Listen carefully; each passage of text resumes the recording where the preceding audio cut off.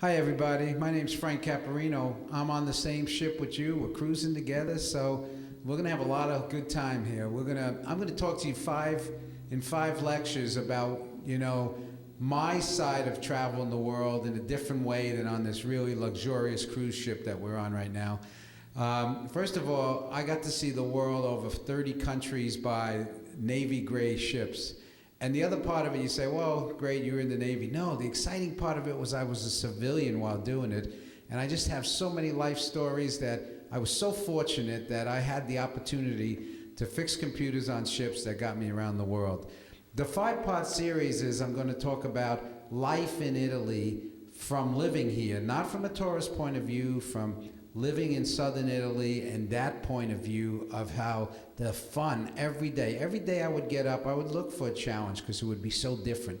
The second part I'm going to talk about, I was also fortunate to live 4 years in Japan, 3 years in Italy and 4 in Japan. It was like going into a brick wall because the Italians and the Europeans in general are so expressive and they're always so huggy and so personable. And we go to Japan, myself and my family, and you're trying to be expressive and you're trying to argue, and it's like running into a brick wall. Love the Japanese. Safest country in the world, people with the most respect. We really enjoyed it, but they're just not huggy. They're just not people who you argue with. You have to bow and you have to learn that culture. So that was interesting. But in that one, we're going to have fun too, because then we're going to talk about sumo wrestling and all the excitement of that. And I'll tell you about, I really studied it and enjoyed it, and it was a lot of fun. Part 3, we're going to talk about how do you get around the world on what kind of ships I was on, from aircraft carriers to subs to oilers to the parts of the world that I had to float around in, and from the Persian Gulf to the Indian Ocean to the Med to every other sea in the world. Again, I was very fortunate. I'd love to just share it with you, talk about it. And the other 3 parts are going to be the countries that I've seen in the Med and the Persian Gulf, and then the countries that I've seen in Westpac, like the Navy calls it, or in Asia area. And of course, the 5th part will be going down to Australia and New Zealand. But we're going to start on Italy today, and that's funny. Like, stories, you can't make these stories up. There was a Gettoni lady. Years ago, what other country would do this? Italy used to have, and again, this is circa 1970, 1980 area, they had a coin called the Gettoni when you had to make a phone call, obviously pre-cell days, but you had to have a 100 lira coin to buy a Gettoni to make a phone call. Who would do that? Now you need 2 coins. And then you go into the airport and say you have to make a phone call. And the airport that I used a lot at in Napoli was called Capodichino. And Capodichino Airport, they say, go to the Gettoni lady. Gettoni lady? Yes, there was a lady with a bag. She dragged around. She was an older lady, about 60, and had this big bag, burlap bag full of Gettonis. And you give her 100 lira, she give you a Gettoni. I don't know how she made money, because that's what a Gettoni cost. So there was a Gettoni lady who sold just coins for the telephone. Boy, that's a unique industry. I'm telling you, that got wiped out with the cell phone. And the stories go on. I'm going to spend a lot of time on these Italian stories. And it's, I remember the time I had to rent a car. I traveled a lot. A friend of mine who came in, we were engineers on contract to the Navy. He came in, he says, I don't like how you have this rent-a-car and we don't have a document for it. Even though it was Hertz, we didn't have a contract. And so he said, I would feel much better if we can get a contract because we're renting a car. He was never in Napoli. I lived in Napoli already for 2 years. And every day you compromise in Napoli. It's just so much fun because there is nothing written down and hard and fast from one day to another. We go to the Hertz person at the Capodichino Airport, and my friend said he wants a contract in his name, and the guy said, we don't have a contract. But he said, I need something. So he takes out a piece of paper, and he says, what's your name? And he tells him his name, he spells it out, gives him a piece of paper with his name on. Where would that happen except in Italy? They just take life easily, and that's how it goes every day. Many more stories. How long it took to pay a utility bill. What my landlord did when I cut down his lemon trees in the driveway of the villa I was renting. On and on and on. We can be talking about this for days. Oh yeah, we're at sea for 11 days here. Love it. We have plenty of time to talk. Thank you very much. We'll continue this tomorrow.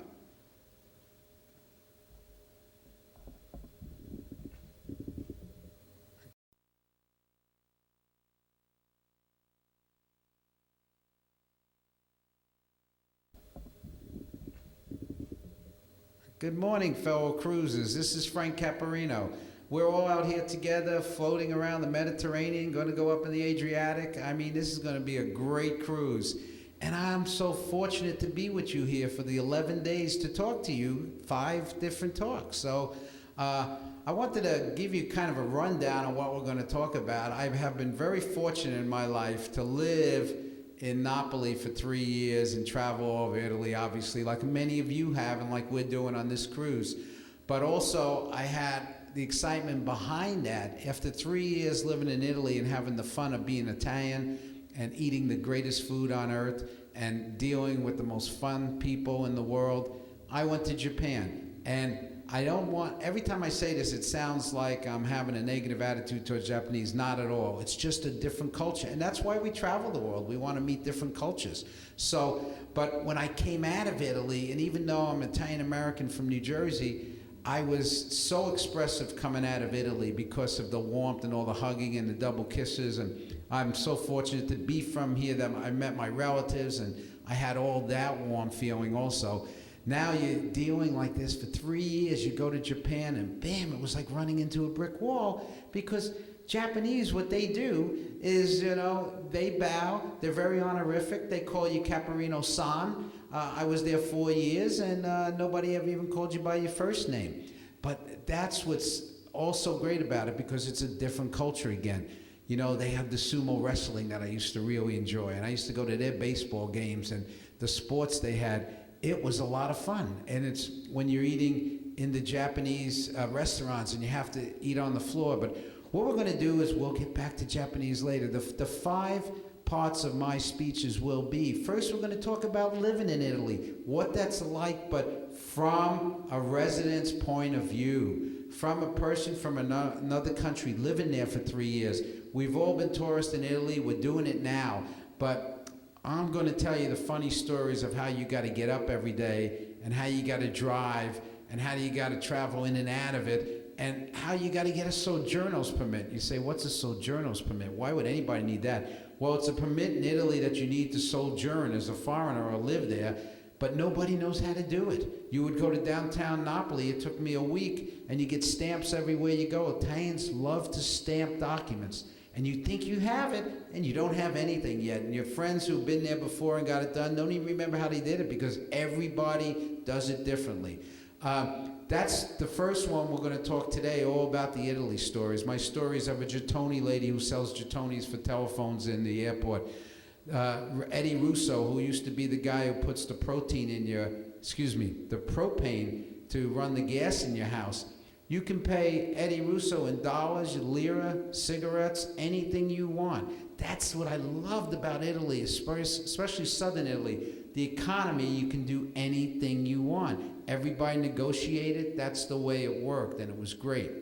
And the second time we're going to talk about is Japan. My life in Japan, 4 years.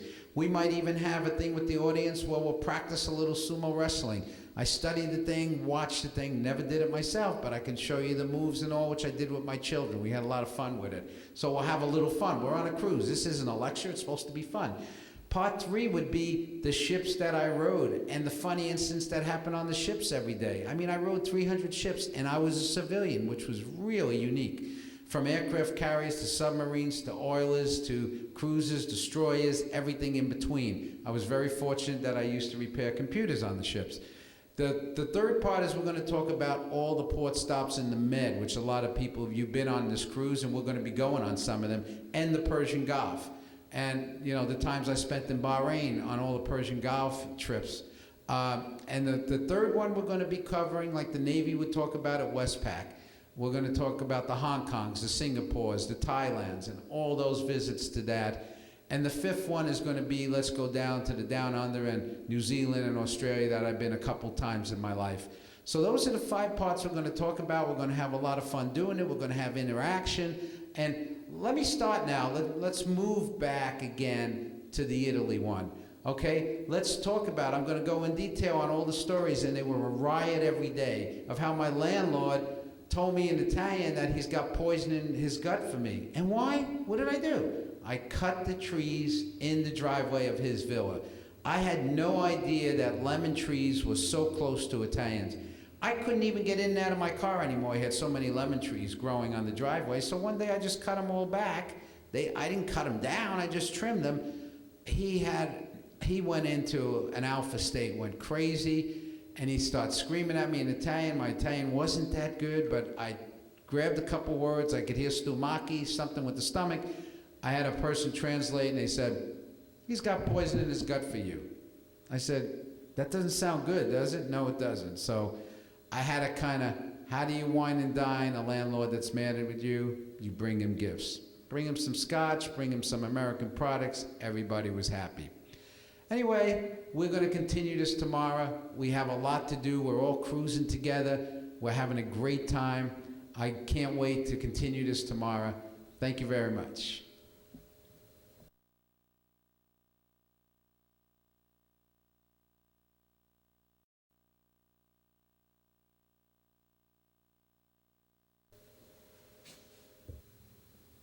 Hi, fellow cruisers. We're going to have fun here. We got 5 days to talk to you on this cruise about the travel. But you know, we're all travelers. You wouldn't be out here, or I wouldn't be out here if we weren't travelers, so I'm not telling you anything new. What I'm going to tell you about is I happen to be fortunate enough to live 3 years in Japan and 4 years in Italy. And the different part of it is that I traveled the world on Navy ships. Now you say, well, a lot of guys in the audience here and women in the audience here are part of the Navy. I wasn't in the Navy. That's what really makes it unique. I was a civilian repairing computers, but in my life I was able to ride 300 ships, very fortunate. So what we're gonna have is I wanna give you a talk that's related to how you look at Italy and how you look at Japan and other countries from living there. It's totally different than being a tourist, because every day you live in a society, now you gotta get up, you gotta figure out how to go to the post office, you gotta figure out how do you go to the utility company, how do you get things done. And then again, I had the connection with the military that made it kind of easy. I wasn't completely, like they would say, on the economy. I would be out there. I'd have the base to go to every day to get a lot of the stuff I need to buy and so forth. But I also, when you have to deal with your telephone, okay, telephone. Let's talk about telephone in Italy. I know I'm talking about circa 1980, but compare it to the United States in 1980. There was only 3 phones on my block of 10 villas. You can never get a 4th phone. There was only 3 there. If you want a phone in a villa in 1980, you move into one. So the phone company would never come out because they couldn't actually put any more lines. So when cells came, it really helped some of the cities in Italy to leapfrog up into the next technology. Then everybody had a phone. I want to talk about some of the life experiences I had in Italy. I laughed every day. Every day there was something funny about what you were doing. If you hit, in Italy, if somebody has I know you've seen it if you come to Italy enough, especially in southern Italy, if there is an accident like in the States, we see an accident on the north going traffic, we're going south, and we say, oh, sorry for those people. They'll never get to work or they'll never get to the events. In Italy, everybody suffers. When the other traffic gets backed up, they just jump over the medium and they start jumping into your lanes, and then all of a sudden you're backed up and they got all the other lanes coming north, and now the south is paying the price. That only happened to me in Italy. 3 years, I only got in 1 car accident. I stopped for a red light downtown. Why would I do that, they were saying.